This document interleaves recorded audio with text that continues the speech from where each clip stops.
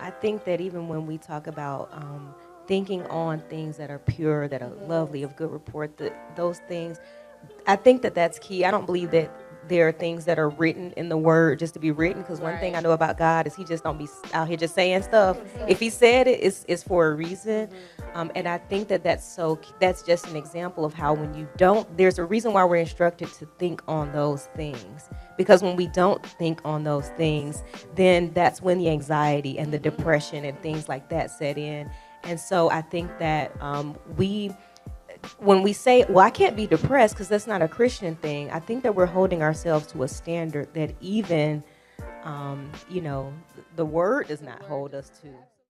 Hey there, this is Lee May, pastor of Transforming Faith Church. Have Tea Talks been blessing you? Have you been getting your life with these conversations? Remember, Tea Talks is a place where God is transforming lives through scripture and powerful conversations. Every Wednesday at 8 p.m., you can find us on all of our social media platforms. You have a platform, and we want you to use your platform for the glory of God. We are at TFC DeKalb. That's T for transforming, F as in faith, C as in church, DeKalb like our county. Send people to transformingfaithchurch.com/TTalks. You can send them to our YouTube channel. This is streaming across the internet streets, and we want you to share it with as many people as possible. We would love to see you. Join in every Wednesday night at 8 p.m. Remember, this is a place where God is transforming lives through scripture and powerful conversations.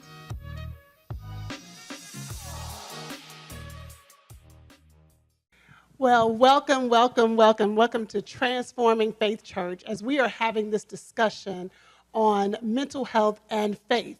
But this is also a special edition of Tea Talks. Tea Talks is the place where God is transforming lives through scripture and powerful conversation. So this Tea Talks is going to be a little bit different. We have some people here in the audience with us, and we will be asking questions that have already been submitted. We are going to get started in just a moment, but I just wanted to set the stage for what we are doing today. We have two special guests here who are going to answer many questions that we have right in front of me on faith and mental health. But I wanted to share a little bit before we get started. I am Lady Robin, Pastor Robin here at TFC.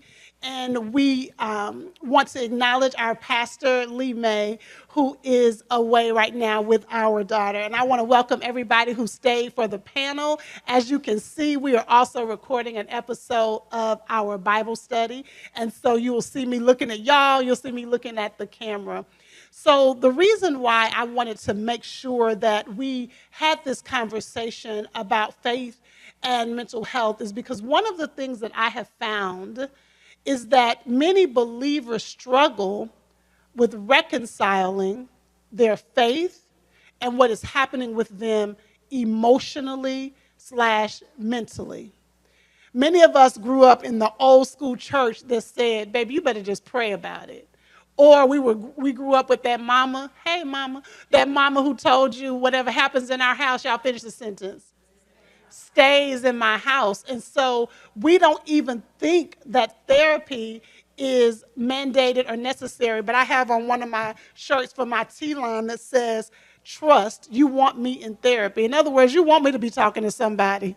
You want me to be leaning in and having the conversation. So we just wanted to create an environment that would allow people to dive into the discussion on mental health and faith. And so as we are getting started, allow me to share a little bit about my journey and how I came into the journey of being a therapist. I grew up not knowing much about therapy. I don't know that I remember somebody in my family going to therapy, but I didn't know a lot about therapy. But I ended up working for a ministry here in DeKalb County, actually, a pretty large ministry. And I was working there as the assistant to the senior pastor. I actually started as an assistant to the youth pastor and ended up moving on to be one of the assistants to the senior pastor. And y'all, I remember sitting in the office and seeing people walk in needing therapy. But the church was providing biblical counseling. Now, let me explain. I believe in biblical counseling, right? I believe that we need to go to the Word. But I also knew some of these folks needed some medicine. I also knew some of these folks needed a diagnosis so that they could get the support that they needed. And so my heart started being really, really heavy about that. And God began to lead me to want to do something about it. So I went back many years ago, probably now, I cannot believe I'm about to say this, 20 years ago. I just can't believe that's going to be a hard time for me to accept that. At least 20 years ago, I went back to school to get a master's in counseling. And so now today, I am passionate about combining my biblical sensitivity to my clinical expertise. And so I have some friends, LaToya, you can come on up. I have some friends here to help me, and I'm going to allow them to introduce themselves. I told you guys about Dr. LaToya, who just brought that powerful word. If you were in service today, can you go ahead and give it up for her? She brought a powerful word today. If you are watching online, you can go back to our Facebook page. You can go back to our YouTube channel to see that word. I shared with you all that in my phone, I could show y'all right now. In my phone, I have a list. When people say, Robin, do you have a therapist that you can recommend? I sure do. I pull out my phone, I copy and paste this list. Well, baby, both of them are on the list, okay? Both of these ladies are on the list. I take counseling so seriously that I don't recommend somebody unless I would go talk to that person myself. That's how seriously I take it. And so if I'm recommending somebody that I don't know, I will tell you, baby, I don't know them. I can't vouch for them. But these women I can vouch for. And so I'm going to allow you all to introduce yourself. Since you just sat down, I'll give you a chance to catch your breath. Brandy, can you introduce yourself? Let them know a little bit about your history and why you do the work you do. Awesome. So thank you, Robin, First Lady Robin and Pastor Lee May for the opportunity. Wait a minute, Brandy has a hard time saying First Lady First because Lady. she's known me for a long time. have, And you said and I resisted She it. was resisting. And so I'm glad that you have practiced some radical acceptance here. You better And, speak it. and walking fully in it. I always say Robin is like the Michelle Obama of my world. So just like she says she would recommend me, I hold you in such high regard. You know that. So thank you so much for this opportunity. But my name is Brandy Stinson, and I'm a licensed clinical social worker, licensed in Georgia, Alabama, Florida, New York, and California. I have been licensed. Yeah, give it up for y'all don't understand. Absolutely. That means she's Thank passing a you. whole lot of tests. Can you give them the states again one more time? Yes, Georgia, Florida, Alabama, New York, and California. More recently, California. Awesome. So, thank you. I have been licensed now for, since 2012. So that would give me about 11 years. 11 years. Oh my Yeah. goodness. That's been a Yeah. long time. But I am very passionate about this work. My specialties are treating mood disorders, anxiety, depression, even if it's work-related stress. I also am passionate about grief-related counseling as well as trauma resolution.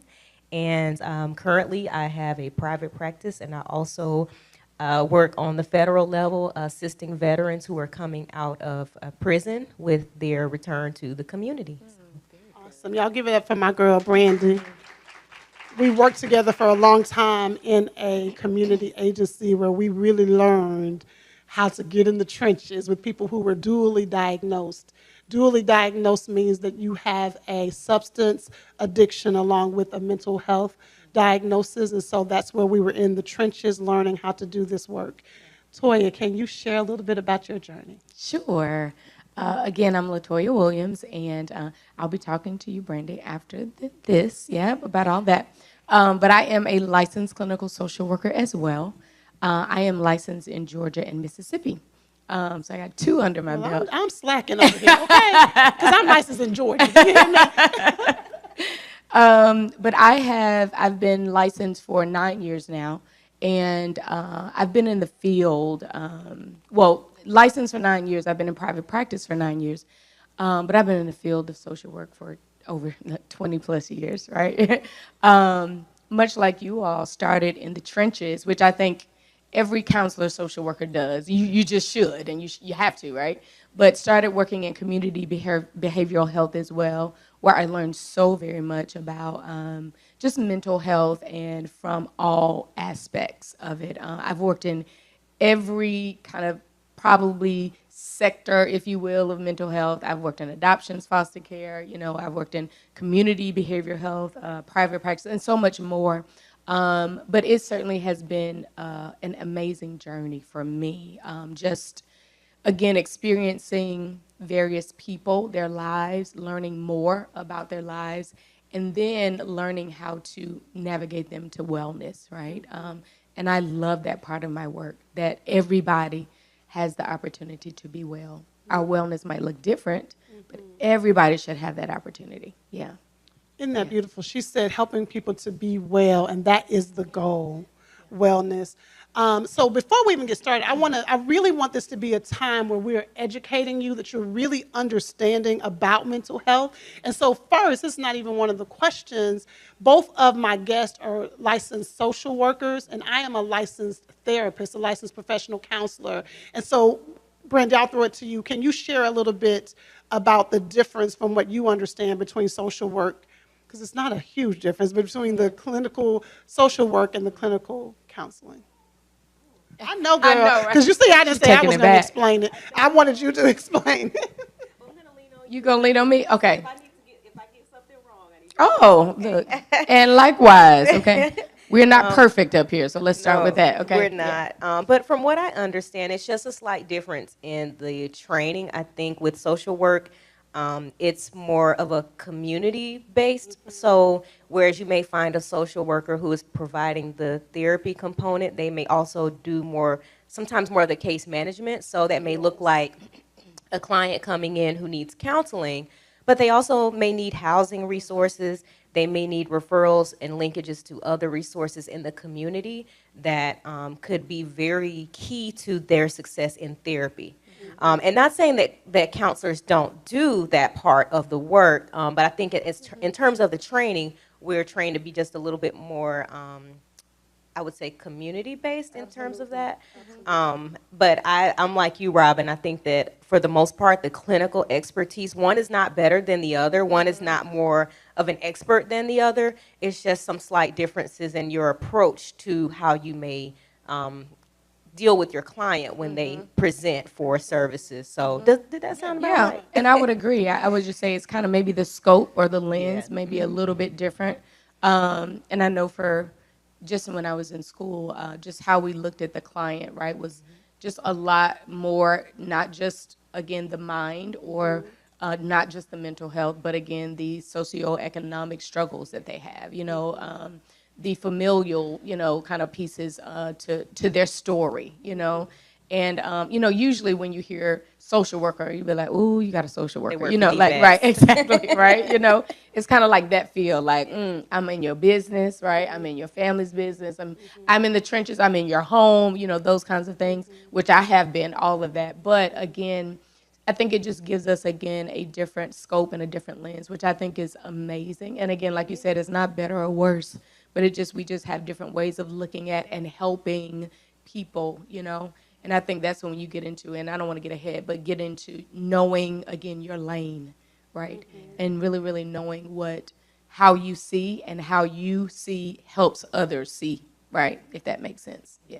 I also want to add one other thing. There is what's called a social policy and administration track that's available through many social work programs, and that's where you'll find, when you hear about social workers lobbying for change and policy and things like that, there is actually a track for social workers who they say, well, I don't want to do the clinical work of sitting in an office and doing counseling, but I want to lobby to make sure that laws or bills are are passed so that when it comes to the provision of services, we have the resources to be able to meet the needs of our clients. So, yeah, I totally agree with that. And one of the things that for me, what I have found, you all, when I'm dealing with people who have seen a social worker for therapy and then they come and see me for therapy, they do have an expectation of my ability to connect them with community resources, and I don't have that ability. And so a lot of times I'm like, girl, I don't know. Let me find you a social worker. Because social workers, do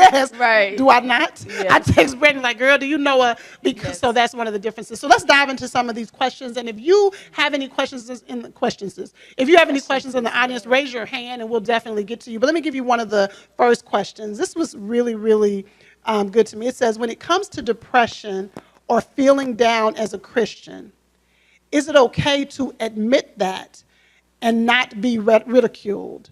Is this in opposition of God's word regarding victory and peace? This baby just got right to it. These questions are anonymous, but this baby got right to it. So we are all people of faith, all three of us. We're women of faith, and we are all very serious about being able to help people navigate their lives clinically, but also spiritually. And I also want to say this. People often ask me, do I need to go see a Christian therapist? And gosh, I'm out here now. Yep, you are. Okay, so my answer to that question is, if your faith is a critical part of your journey and you want your faith to be included in your counseling journey, then yes, I would encourage you to find a licensed therapist who is also a Christian. Y'all see the difference of that? A licensed therapist who is also a Christian, because there are plenty of Christian counselors who are not licensed. Yes. So in the state of Georgia, in order to use the word therapist, you have to be licensed as a therapist. But there are plenty of Christian counselors who are not licensed. Now, don't get me wrong. You can see a Christian counselor that's amazing, but you won't be getting licensed therapy. So if you want to see a licensed therapist and your faith is critically important to you on that journey, I encourage you to look for a licensed therapist who is also a Christian. How do you find that out? Most of the time on their Psychology Today profile, on their website, they will include, I am a Christian therapist. Now, I'm going to add a little bit more context to that, but I want y'all to, I'll start with you, Latoya. I want y'all to respond to that and try to incorporate the answer to this question. When it comes to depression or feeling down, as a Christian, is it okay to admit that without ridicule, and is that in opposition of God's word regarding victory and peace? So yes, it is okay for you to admit that, for sure. I think admission, sometimes we misconstrue that word to mean acceptance, right? And so I can admit that I'm depressed or I struggle with depression without accepting that over my life, right? And that's how I help people navigate who are of faith, right? Navigate through that, because that can be a very oxymoronic feeling, right? Because it's like, no, I'm supposed to speak, life and truth, right? And much kind of in the sermon, as I was talking about, some of David, he had to kind of acknowledge and admit some things before you can then experience the victory, right? And so it is not a direct opposition of the word of God. No, nothing can really oppose the word or stand up against it, right? But again, that is, I think, as believers, it is our way of acknowledging and then saying to God, hey, here is where I am. Now, Lord, how does your word speak to where I am so that I can experience your victory and your deliverance and your healing, right? But if we don't ever admit, which is how some of us do, we don't admit, and so we walk around as though that is not what we struggle with, we can never get the answer, right? What will not be exposed cannot be healed, right? What will not be exposed cannot be healed. And so admittance is our exposing to God, to our therapist, God's workmen, right? That, hey, I'm exposing where I am. Now help me to healing. Yeah, now I'm going to come to you, Brandy. I love what you said.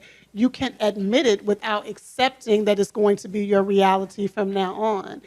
And one of the ways I say it is that you cannot change what you don't acknowledge. So as long as you are living in denial and you're not calling a thing, you'll stay on what I call the cycle of crazy. And I don't mean crazy as in mental illness, because we all got crazy. You'll stay on that cycle, and so you cannot change what you don't acknowledge. And so part of how I navigate this with clients that are believers, I try to keep them, y'all, from saying, I am depressed. I try to keep them from saying, my bipolar disorder. I try to encourage, because I think words just have a lot of power, so I try to encourage them to say, I'm really struggling with this depression. Put it over there. I'm struggling with this depression. Or I have been diagnosed with bipolar disorder. Or I am dealing with bipolar disorder. Not I am, I'm bipolar. Try not to speak that over your life. Absolutely. I think that even when we talk about thinking on things that are pure, that are lovely, of good report, those things, I think that that's key. I don't believe that there are things that are written in the word just to be written, because one thing I know about God is he just don't be out here just saying stuff. If he said it, it's for a reason.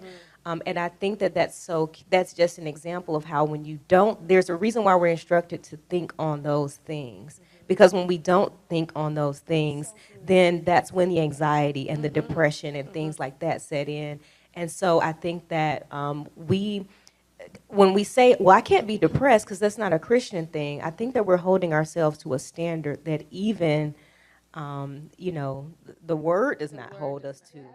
And that is a tremendous standard to have to live up to. You're almost telling yourself that you have to live this superhuman standard of not ever falling into an emotionally challenging place, and that's just not realistic. I mean, look at Job. That's an example that we go to so often. So you're going to tell me that you're in this superhuman experience, and you're not even going to have a Job moment where life starts lifing, like really lifing in these streets, and you don't ever have a down moment. I think that's just holding yourself to a superhuman standard that God isn't even holding you to. Now that should just free somebody up. Yes. You're holding yourself to a standard that God isn't even holding you to. Yeah.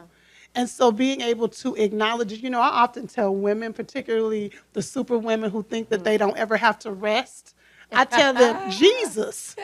The Bible says Jesus himself was tired. Yes. So he pulled over. He stepped over to the side of the road to rest for a little while. If Jesus needed to rest. Yes. And so, yes, I think we need to, I hope that freed somebody up. Yeah. That is so powerful, just to take off that unrealistic expectation of yourself. That, yes, you will feel these symptoms, and they are simply symptoms that we can help you deal with. We're going to come into a conversation about depression. But y'all heard when I was answering that question about, is it okay to say you're depressed? I started talking about, should you find a Christian therapist? Y'all see me kind of hesitating there? And let me tell y'all why we were all up here hesitating.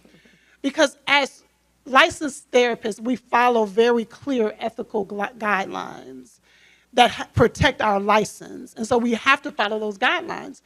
So it is not within the realm of my authority to project my belief system onto a client. Absolutely. And I am not solely a Christian therapist. I'm a licensed therapist that is a Christian. Absolutely. So I work with plenty of people who are not believers. And so I have to be very careful not to project my belief system onto them. It is my responsibility to sit with the client and get clear about what their belief system is. And baby, I don't know if y'all have gotten to this place. I'm sure you have. I even have to be careful with people who confess Christ. Because how I understand the confession of Christ and the Bible that I follow, every believer does not follow. Absolutely. And so you saw me hesitating because while I am a believer and I love Jesus, and I don't know how you navigate life without him. Yes. If a client comes to see me, I have to be careful that I'm not projecting my belief on them. Absolutely. Now, when they say, Rob, because I do consultations, when they say, Robin, I want to navigate using the word of God, baby. Let's get at it. Let's do it, baby. That's when it gets good, honey. But I have to make sure I ask that question. Okay, here's another question. I'm going to start with you, Brandy. This is a big one. What are the best practices, or what are your suggestions to help somebody who is dealing with depression? What are some of the strategies you walk your client through? They come in and they say, I'm dealing with depression. We can first start sharing some of the symptoms of depression so that they can know if they are dealing with depression. And then what are the strategies you use with them? Go, girl, go. Question. So let's start first with the symptoms. And so key symptoms of depression are usually sadness, loss of interest in things that you would normally enjoy. It could be inability to sleep, or sleeping what you feel like is too much.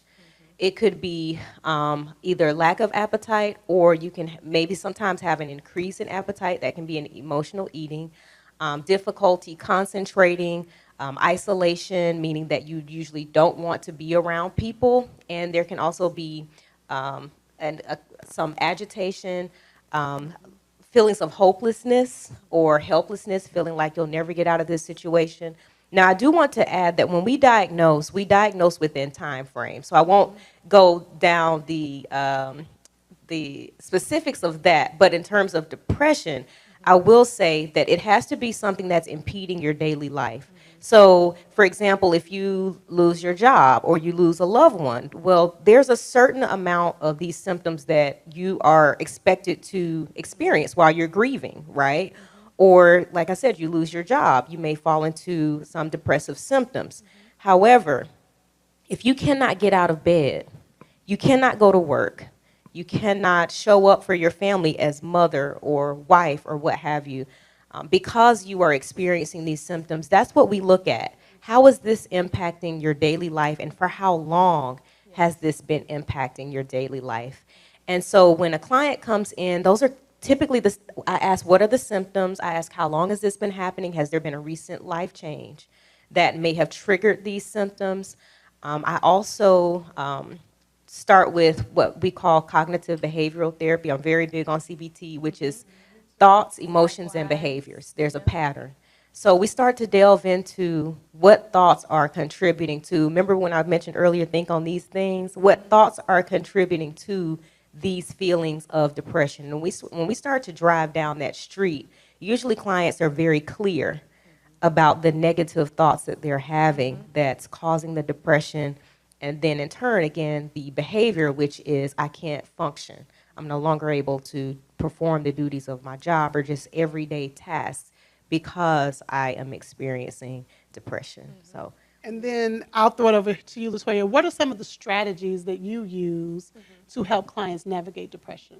Some of the CBT, as Brandy mentioned. Explain what CBT I'm is. sorry, cognitive behavioral therapy, right? Which again, we deal with how cognition, the way you think, affects the way you behave, right?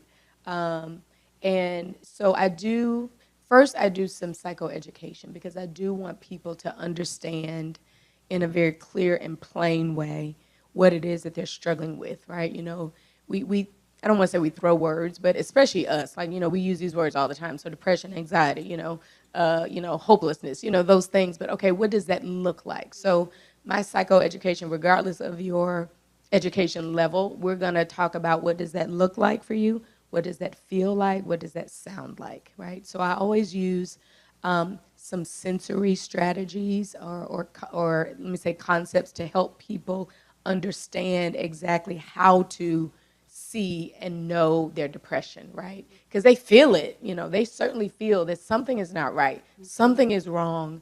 But I try to, one of the strategies I use is helping them to really conceptualize, okay, what does this look like, sound like, feel like? And then from there, I do some alternative work, right? So how you feel, right, what you're experiencing now versus if you could choose, what would you like to feel, right? I try to help them build out what we would call a treatment plan, right? Build out what their treatment plan looks like. Because I got a whole bunch of ideas about what I think, and I can rattle that off. But that's of no good and no benefit if they are unable to see that or to do that. So I'm always trying to help get alongside them and show them how they can start doing some work, right? Almost like a teacher. And then so once we go through okay, what would you like it to look like? Then we talk about, so now what resources do you have to make that happen, right? Can you, right? Do you have the strength? Do you have the energy? You might not. Do you have support? Do you have a friend? Do you have family, right? How supportive is the word for those that are believers? I'm like Robin, if you tell me, I always tell people I am a Christian, right?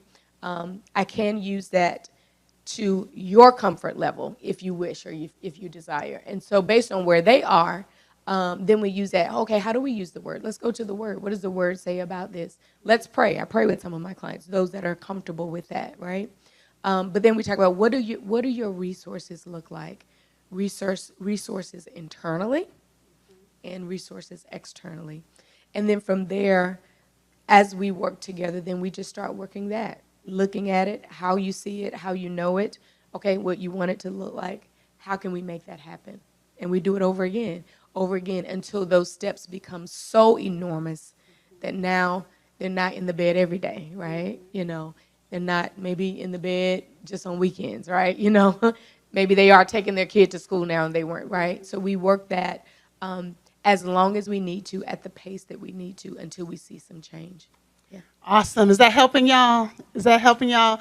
Okay, so let me add a little bit as well. Yeah. So Brandy talked about the timeline when it comes to depression. This is the same thing with anxiety. We have what's called the DSM. It's the DSM-5. It's how therapists are able to diagnose a client, and this is information that has been developed over centuries and centuries. And so we are able to go through and we're listening. And most of us now don't have to pull out our DSM to look through. We can hear the symptoms and know, are we dealing with depression? Are we dealing with anxiety? Are we dealing with bipolar disorder? Are we dealing with schizophrenia? Are we dealing with a personality disorder, which is different than a mood disorder? Let me explain that again. We have mood disorders, and then we have personality disorders. And so I'm listening. Sometimes you might, let me just tell y'all what I tell all my clients. This is keep it real. I tell my clients, I tell my friends, I tell my kids, I tell my husband. I personally believe, now y'all don't have to agree. Don't let me be out here, I'm going to be out here by myself on this one. I personally believe we are all on the spectrum of something. On the spectrum of something. Oh, absolutely. I may not be able to fully diagnose you with it, Yeah. but we're on the spectrum of something. Yes. Right? So let me just talk to you for 10 minutes, and I'm going to tell Yes. you what you're on the spectrum of. I'm diagnosing people at all times. Just At know all that. times. Are we not? Please know that. Are we not? We are are. diagnosing at all We are. times. And so everybody's on the spectrum. And I say that to normalize it. Absolutely. To normalize it. And that's why I always say we all got crazy. And so I'm trying to listen for, and when I say crazy, everybody online, I'm not talking about mental illness. I'm trying to listen for the symptoms. So then when we're dealing with depression in particular, you have major depressive disorder. And that's how long you have been dealing with this depression, for how long, and to what severity. But I also wanted to talk about something that Brandy and I learned many, many years ago when we were in the trenches with our mentor at the time, Dr. O'Brien. He used to talk about the walking wounded. The walking wounded. Yes. And the reason why this is important is because some of us are normalizing depression, Yes. and we're functioning every day. Yes. You're going to work every day. Yep. You're taking care of your children, but you're walking around wounded. Yep. The clinical term for that back in the day was dysthymia disorder. Now it's called persistent depressive disorder. And this is just going with you, and it's been going with you for as long as you can remember. How I like to describe it is you're walking around with a weighted blanket on your shoulder at all time, and you just think that's how you're supposed to function. You think everybody's just walking around heavy. You don't even know that, wait a minute, I didn't have something on me all this time. So I wanted to make sure that I acknowledge that. Some of you are functioning every day, and you're functioning, you're white-knuckling through life. And that is not what God intended for you. Absolutely. Toya, can you talk a little bit about helping us understand the difference between clinical depression and situational depression? Or I should put it more like, how would you describe it? Where it is, you're depressed because of a situation, or there's a chemical imbalance going on. Look, as you just I just described it. explained. Yes. And so I'm glad you mentioned that, because I think some people don't realize and are afraid to admit that I'm struggling with depression, right? Because it's like, oh, no. You know, in our minds, we think that this is a long-lasting, forever, I'm going to be stained with this. And, you know, however, there are situations that do bring on that. There's also seasonal depression, right? Which, especially in certain parts of the country, and it can be any part, but certain parts like West Coast, like Seattle, and, darker places who during certain seasons, it's gloomy, and it ain't no reason to be smiling and laughing, right? So they go through those things. But again, as Robin stated, sometimes with clinical depression, there is a chemical imbalance. Now, I don't want anybody to get freaked out, like, oh my God, like I'm imbalanced chemically. But sometimes, based on situations, circumstances, based on our coping mechanisms that now we've created, as I call laws in our life, it's just how we function, and it wasn't meant to be that way, that there are chemical imbalances. Our endorphins are not necessarily producing like they should or more, or, like all of these like chemicals within our bodies, they get off. That's what I say, because of something, right? And because of that, now, again, I'm experiencing the things that Brandy stated earlier. And everything I do, I'm trying, and nothing is helping, right? Like I'm trying to do the work. I'm trying to understand what it is. I'm trying to, all the CBT work and think and behave. I'm doing all these things and nothing is working, which means that sometimes then we need help. We need a resource, right? i.e., medication that helps us now get back balance. I always explain it like this because I've been diagnosed with diabetes, right? And we don't have as much of a problem with medical diagnosis like that.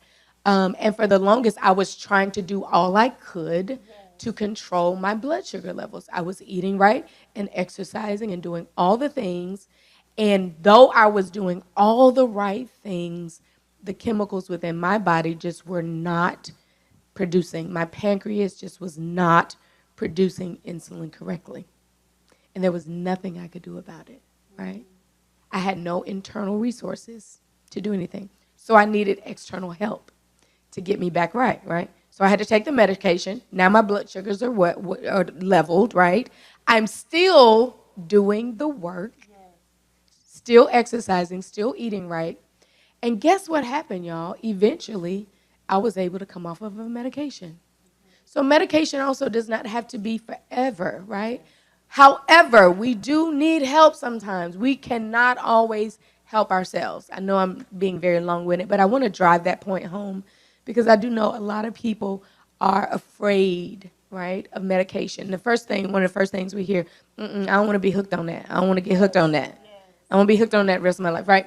But there is such thing as clinical depression, and it does require a little bit more work versus situational depression. Sometimes we can pinpoint what the situation was. We can do some really, really good, intense work that helps you learn skills to, again, not only work through that situation, but if another situation comes up, you can work through that.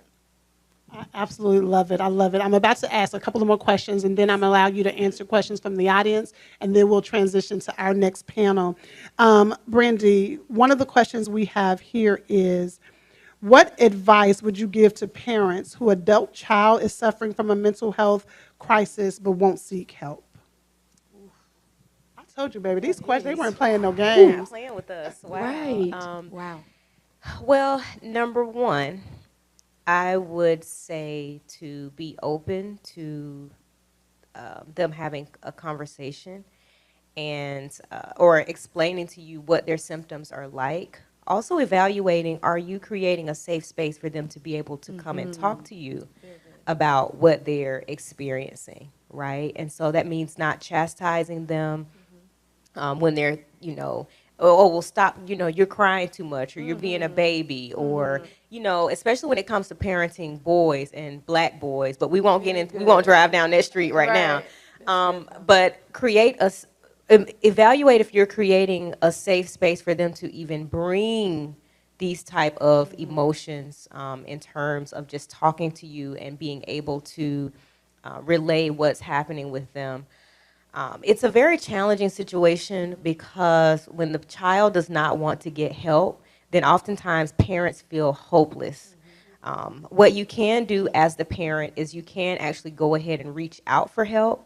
You can consult with a therapist. Now, the child may get to therapy and they may sit there. They may not initially want to engage. But I would recommend contacting a local therapist, getting a resource for a therapist, more specifically someone who specializes in maybe play therapy or dealing They're with... talking about the adult child. Oh, the adult child. Okay, I'm sorry about that. I missed that. Woo, okay. Well, let's drive down a different street. With an adult child, you cannot force them, unfortunately, to get help. You cannot force them to get help. You cannot call the hospital and unfortunately and say, my child is depressed, they're suffering from mental illness. Can y'all make them come to the hospital? Yeah. You can't do it. You can't call a therapist and say, my son or my daughter is depressed. Can you call them and set up an appointment? We can't do it. That person as an adult has the right to, number one, privacy, and number two, to reach out for services when they need help. I will say that there are some resources here in Georgia that you can call if you have a loved one who is at risk of harm to themselves or someone else, or they are going through a psychotic episode. And that's the Georgia Crisis and Access Line. Here's the social worker kicking in, right? Because, baby, I would be calling asking you. So tell the people. Exactly. The Georgia Crisis and Access Line. You can actually call, I think the number is 1-800-823-7225. Oh. Yes, 273 Yeah. TALK. That's it. I think it's 8255 or something like that. Thank you. Yes. But you can call that number and let them know, hey, my loved one is having a mental health crisis, and they will actually send a clinician to the home to evaluate that person. They don't bang down the door and make them talk, but they will come, try to engage, do an assessment, and then they can actually make some calls to see what local hospitals have beds available and possibly have them admitted. I have done some work before with local probate courts in terms of guardianship and conservatorship, so I have seen where guardians have petitioned the court for, the guardianship or conservator role because a person needs help. They're not able to make decisions on their own because of their mental illness. And when they're granted guardianship or conservatorship, then they can kind of move some pieces a little bit better to get them into some facilities to get them stabilized. But as long as this is a grown, consenting adult that does not have a guardian or a conservator appointed over them, nobody can make them receive services. You can encourage them, but you cannot make them receive services. And so my recommendation for that, y'all saw me hit the microphone, because that is the biggest question I get. How do I get my adult child to go seek therapy? You cannot force adults to do anything. So what I encourage you to do is for you to go get therapy. Amen. I was going to For say it if you didn't. you Yes. to go get therapy, because that is heartbreaking, and it's heartbreaking, period. But it's particularly heartbreaking in that gray area where they are not at risk to others or themselves. So you can't get them in a hospital. They don't need a conservative. You're just watching them spiral, and there's nothing you can do. You can sit with a therapist that will gently and carefully help you navigate that road, and that includes you creating the boundaries that you have to create so that that adult person will understand what is allowed and what isn't allowed. And sometimes those boundaries will be what creates a border, that there is no codependency, so that y'all see I'm being careful, right? Because I know how gentle this is, how difficult this is. So that there are boundaries and there's no codependency and there's no enmeshment, so that they then can go get the support that they need. Can you talk a little bit more about codependency? Can you define that for them? So you're going to do it to me? Yep, I'm going to do you what. And that's a big one. And the reason I say that, because, I say that word, and one, people don't understand it. They have no idea. They're in it. So codependency is just that. We're codependent on each other. So we'll use this scenario, an adult child who has some mental health issues, doesn't want to go, and I'll just create a further scenario. Say he's acting out, I don't know, on drugs, doing all the things, spending all the money, and then they come back home, it's like, okay, now I need a place to stay, or now I need more money, right? As a parent, guess what you're going to do? Because I know what I would be inclined to do, okay? Inclined to do just that, give money, let them stay, right? But what happens is the more that those things happen, now we're creating a relationship where not only is my child dependent on me to meet their needs, but I'm dependent on them to come to me for their needs. And part of that is satisfying me. But what happens is neither one of us are going to be well. The adult child is not going to learn, and I'm going to be forever, and here comes all of these feelings, feeling guilty if I don't. I'm going to be forever bound in an unhealthy way to my child because I can't say no, and I want him to come to me because it fulfills me because he needs me, right? So when we talk about codependency, sometimes parents or whatever role think that they're doing what they should do as a parent to take care of and to answer every call and not have boundaries. But unfortunately, we start to enable, right, an adult, which means that they're not going to be a healthy, functioning adult later. And eventually, we find our identity in that. Okay. Did y'all hear she just preached the whole sermon to y'all? I need y'all, if you're watching online, if y'all saw how delicate I was walking that, it's because it's a delicate balance. Let me tell you, we have 2 questions and then we'll ask from the audience and we'll wrap up. But I remember working with a woman for a long time, and her son was really, really struggling with his mental health. And she came into session one day and she was just talking casually, and she said, I was driving down the street and I saw these people that were homeless. They were under the bridge, and she was like, I just don't know why a parent would let their child be under the bridge. There was no way I would let my child do that. My child always has a home. And I just got real quiet. And she said, because my clients know me, they know when I get quiet. They really like, what, Robin? Right. And so I said, well, we don't know the story of those people who are under the bridge. We don't know what their story is. We don't know what their families tried to do. Y'all, 6 months later, her son began to act out so much that he was becoming violent, and he was no longer allowed in the home. And guess where he was? Under the bridge. Yeah. And she came back and she said, it has humbled me in a way that I can. So we don't know people's stories. Absolutely. And I know it is difficult. If you're watching online, I know it is difficult. And like Toya and I are parents, I'm telling you, the thought of it breaks my heart. But you have to allow adults to be adults. Okay, 2 questions, and then we'll ask the audience. Either one of you can jump on this. What is your thought? This says, marijuana seems to be the go-to for a lot of people these days. In your medical expertise, so let's just say in your mental health expertise. Yes. Oh, Toya, I'm going to throw it to you. Or do you want it? They have not played with us. They have not played. They have not. In your mental health expertise, my God, does it really help or worsen symptoms of anxiety and depression? Go, girl. Okay. I'm just going to. We in church. I know, right? Hallelujah. Pastor May, they asked the question, honey. Okay, go ahead. It's from the earth. It's from the earth. I know, right? I mean, I'll be honest, I really do have mixed thoughts about this. I really, really do. As a believer, as a mental health professional, I have mixed thoughts because, I mean, there's so much information, so much research, so many statistics that speak to every part of the spectrum of that, right? What I do, because I have clients that smoke weed, a lot of my clients smoke weed, and it ain't just teenagers, okay? Right. It ain't just the young folk. It ain't just the folk that, work at the McDonald's. I have quite a few. And so with that, that's something that we do have to talk about. What I do with them, though, is we try to learn together about how does this affect you? How does this affect your diagnosis, right? And just because something makes you feel good, though, speak on it, does not mean that it is healthy or good for you. Speak on it. Right? And in a lot of cases, it does. They're like, Doc, it calms me, and I can tell, show me how they do it like, again. Doc, it calms me, and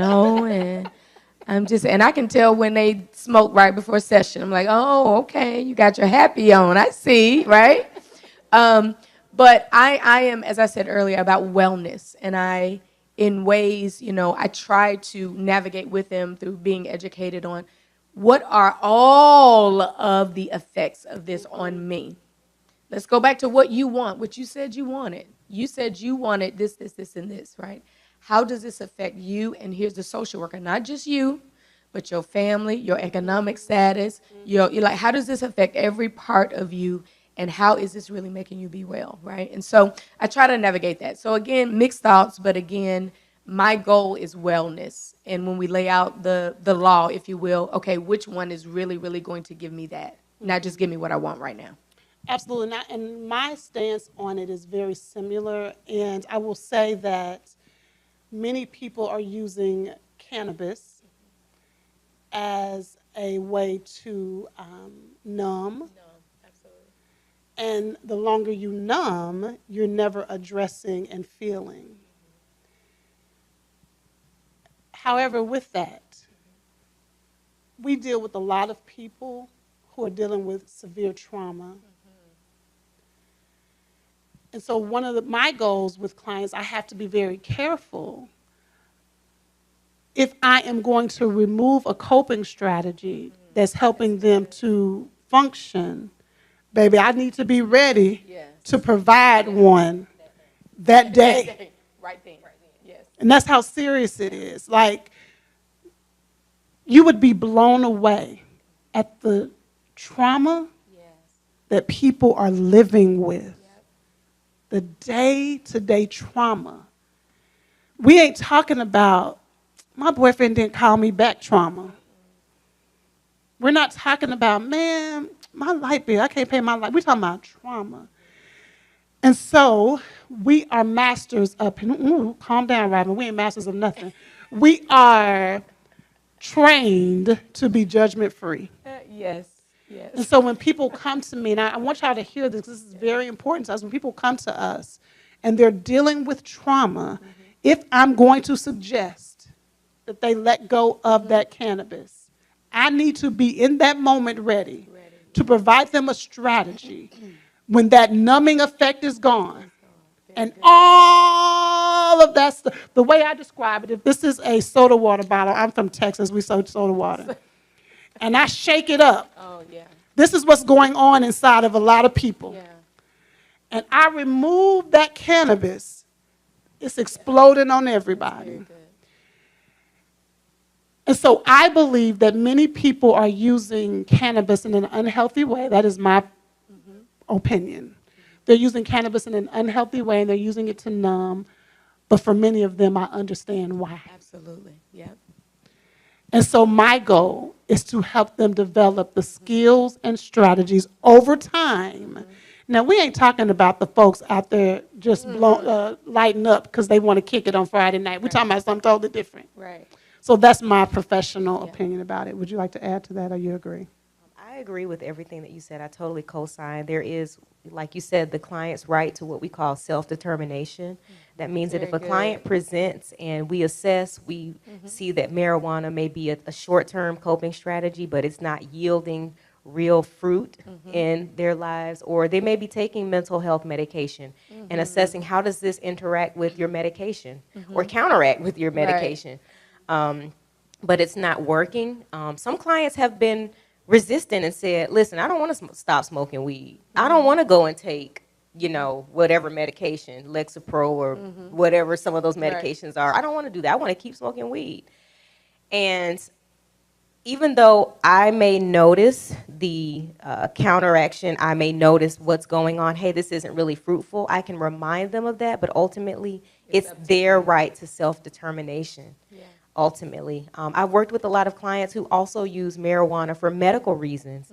And these are people who, they may have pain that comes from terminal illnesses, very serious illnesses, ranging from chronic pain, arthritis, fibromyalgia, sometimes cancer. We're seeing a lot more of the medical marijuana popping up. And so I think that as we're moving towards seeing marijuana being talked about more and more in terms of the medical side, I think that also, again, we're seeing it on the mental health side and just assessing how, as you said, how is this impacting your daily life and how are you showing up? And are you willing to do something different? If you're not, I have to respect that. But if you are, then like you said, I give you those coping skills. Yeah, and I love what you said because it's having an effect. It's having an effect on your marriage. It's having an effect on your children. It's having an effect on how you're functioning at work. And so you want to create the space to be honest about its effect. Okay, so as we begin to wrap this part of our panel up, there is a major question on, can you define trauma? Brandy, can you define, how do you define trauma? You knew that was driving down my street. Baby, I knew it, honey. You knew. Y'all wait for this workshop Brandy and I about to put out, Yes. honey. Your teen girl's about to be blessed. They Okay, go about to be ahead. blessed. So I love this question She because just lit all the way up. I Do you see did. that? I Yes, love this it. question literally because it is a question that I get very often. So I'm going to tell this story, right? So a few years ago, I have a friend who was in a car accident and they sustained some injuries, but after the car accident, they started to have dreams or nightmares about the event. They were very anxious throughout the day. It really started to take a toll on them emotionally. So this had gone on for maybe about 3 months after the incident. And when we talked about it one day, they finally broke down and said, "Oh my God, like this is what I'm experiencing." I was like, "It sounds like that was pretty traumatic for you." And they said, "No, it couldn't have been traumatic because I survived. And people have survived worse accidents than this. Like, there are people who have been in accidents who have lost limbs or spent time in the hospital and couldn't work. I walked away from this accident. Yeah, I went to the doctor and I have some injuries, but compared to other people, Yes, this that wasn't that part. bad." Yeah. And I had to correct her and I said, a traumatic experience is not based on somebody else's experience. It's not based on the fact that this person survived this in this way, but or this person struggled in this way, but I didn't. So it wasn't traumatic for me. Having a traumatic experience has nothing to do with someone who had a very similar experience and may have had a different reaction to that experience, right?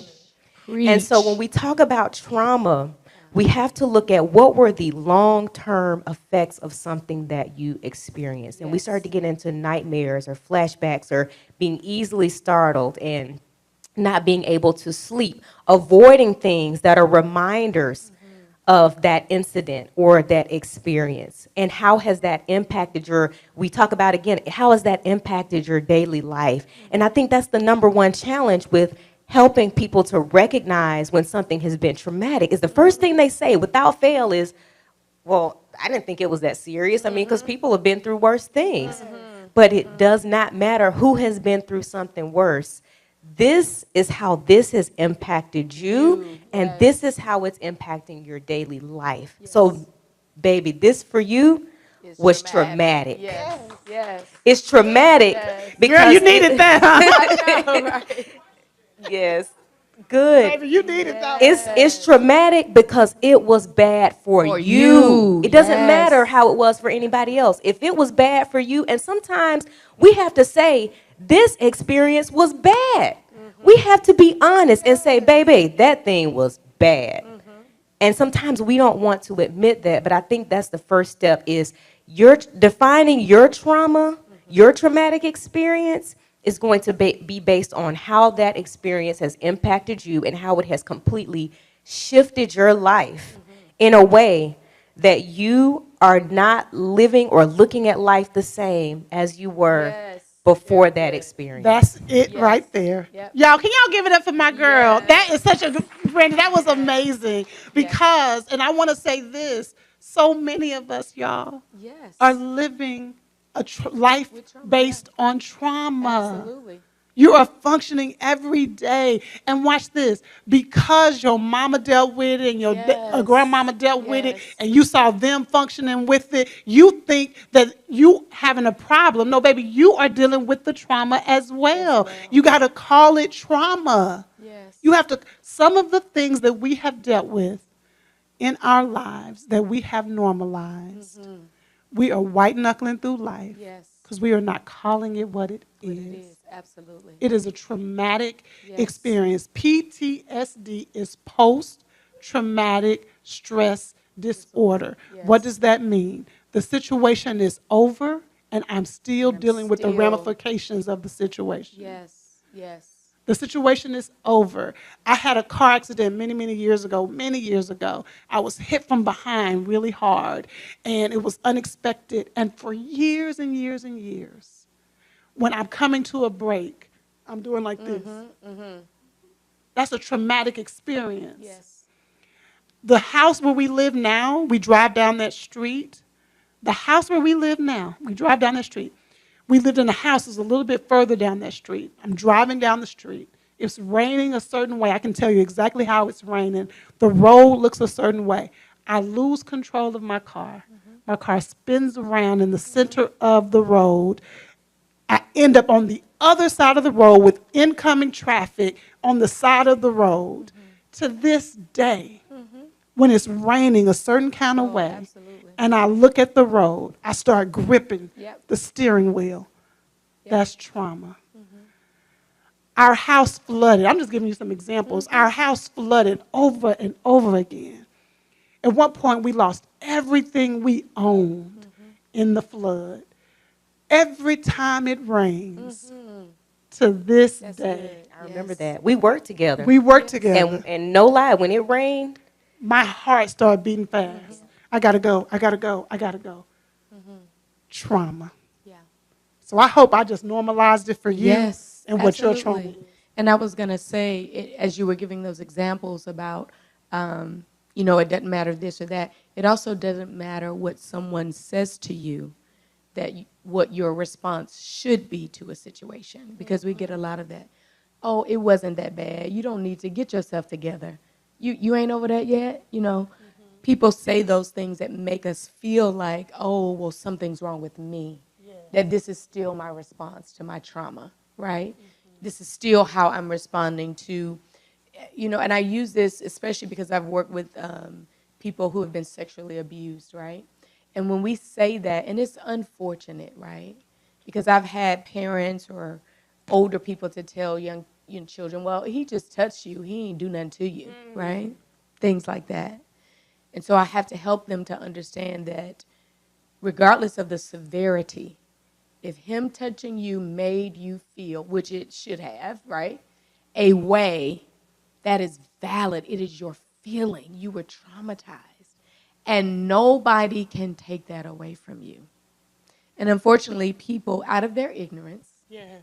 it wasn't, as parents, we're not always malicious. We just don't know, or we're trying to do the best. Parents are trying to do the best they can, right? But nobody can really take away from you, regardless of what your experience is. They can't take away what your experience was. It is about the experience. And that's what you get to say. This is my experience. Now, how do I get help? How do I work through this? I have so many scenarios like you, car accidents, all the things, right? And here's the thing. I've been in a car accident, raining, hydroplane, flipping around, all the things, right? So I'm very careful with rain. I've been hit from behind. I was recently hit from behind. And I looked in the rearview mirror, saw it coming, right? But my trauma with that was not what I thought it would be. That's a whole nother sermon right there, right? Because I was expecting there to be a specific trauma response, but I didn't have it, right? And so now I'm conflicted, like, wait a minute, what's going on? Why didn't this affect me? Why didn't I get scared here, right? And so sometimes even similar things in our lives can warrant a very different response. And that's okay too, as long as we are acknowledging and assessing and looking at how has this affected me in my life, right? Okay. can I add something to that really Sorry. quickly, Robin? I love what you said about how it didn't, you were expecting one thing, but you had a very different reaction to it. And one thing about trauma is that there's a book that's very popular called The Body Keeps the Score, and we talk about that. She's like, your Yes. clinical baby is jumping Yes. right now. But we talk about that because your body is, your brain is programmed, right, to respond out of fight or flight. Or freeze. Or freeze, right. So your body is going to respond to a traumatic experience. So what you're experiencing after that is the physical ramifications of it. That's where we talk about the heart palpitations and the anxiety and things like that. Those are the physical manifestations of the anxiety. So a lot of, of the trauma. So a lot of times what we're working through or identifying is, how is this showing up in your body? And there are some very good somatic practices that are out now to help you realize or understand where in your body is this trauma showing up? Because it's not just a head thing. This is a full body experience. Like you said, you're in a full body experience, or back at that experience in full body. And we have to treat the mind, but we also have to look at how is this showing up in your physical body. Absolutely. That's Y'all, they are wrapping me up. Can y'all give it up for my guests? Can y'all give it up for my girls, Brandy and Latoya? I hope this lets us know, y'all, there is so much we need to do on this discussion. We are about to transition to a conversation about your babies, understanding these children and how they deal with mental illness. Latoya, can you tell them how they can find you and how they can follow up with you? Absolutely. You can go to allthingsdrlatoya.com. That's all ALL things THINGS DRLATOYA. I know it's long, y'all, but it's allthingsdrlatoya.com, and you can find me in whatever avenue that you need to right there. Brandy, how can they find you? You can find me on Instagram at Pearls of Esther Incorporated. That's PEARLSOFESTHER, like Esther in the Bible, INC. Or you can follow up with me on my website, www.brandystinson.com. Can y'all give it up for my girls? Can y'all give it up? And as they transition, and if the two Nickies can come on up, we will have our next discussion.